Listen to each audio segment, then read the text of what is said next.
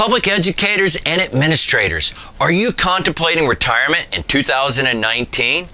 Have you developed questions regarding teacher retirement updates and how it's affecting your retirement health insurance premiums? How to complete the retirement packet? How to decide which retirement option is right for you? What about learning strategies for public school employees who may still be eligible to receive Social Security? How about strategies to potentially maximize your retirement income? What about retirement traps and tips?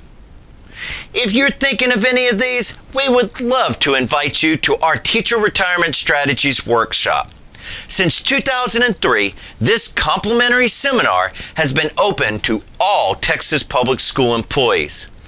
I have personally assisted administrators, teachers, and other public school employees with their teacher retirement plans by utilizing retirement strategies which help meet specific needs exclusively for their retirement.